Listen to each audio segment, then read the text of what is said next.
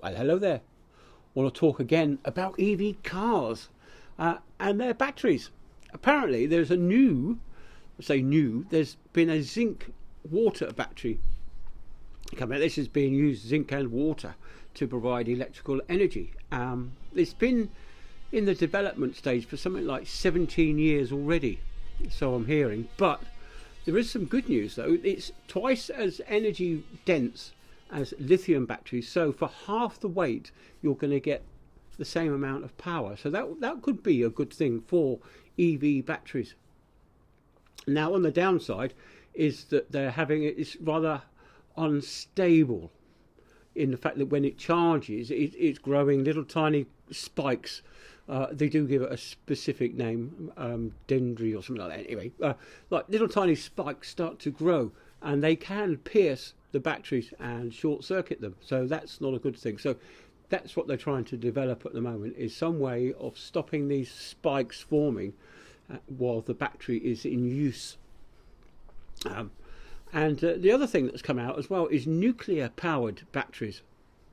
Now, they're not very powerful apparently, but each battery is about 3 volts, but you would need something like 30,000 of these batteries to power your little tiny PlayStation controller. You know, the ones they use in a submarine that goes pop. Yeah.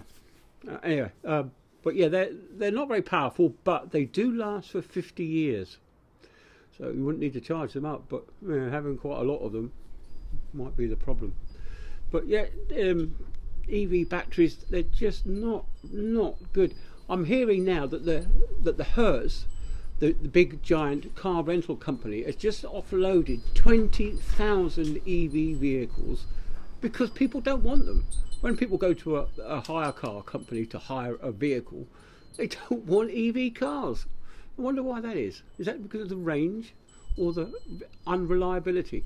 I'm hearing also, I must say that I've had several followers send me emails pointing me to certain websites or certain YouTube channels to discuss EV cars. And one of them is this guy in Australia. I'll put a link in the description.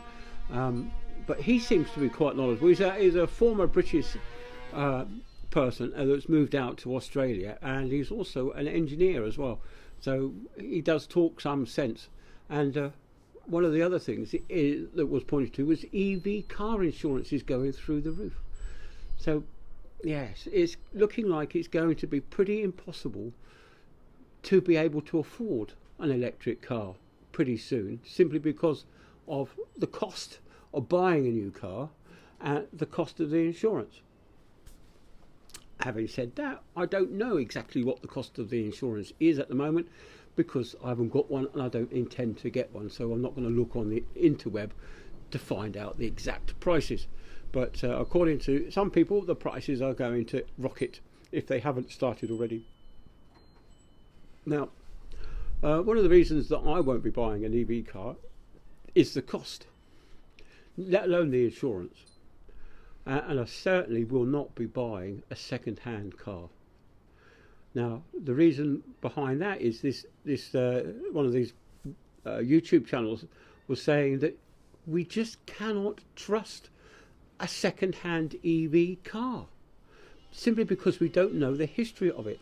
And we're hearing now, this is from the Mac Master, this is some British YouTuber that has a Porsche Cayenne electric vehicle, and he was saying that he went over something, he bumped over something, and it damaged the bottom of his car, which is where you have all the batteries.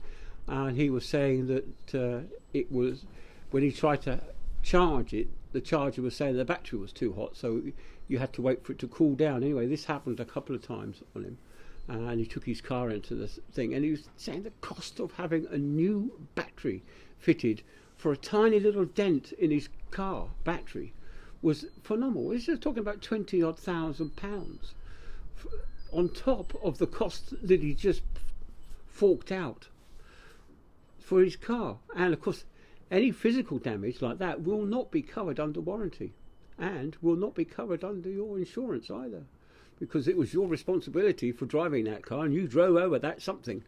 So yeah, that's not Let's not go down that channel, shall we not? And of course, we heard about this guy in America.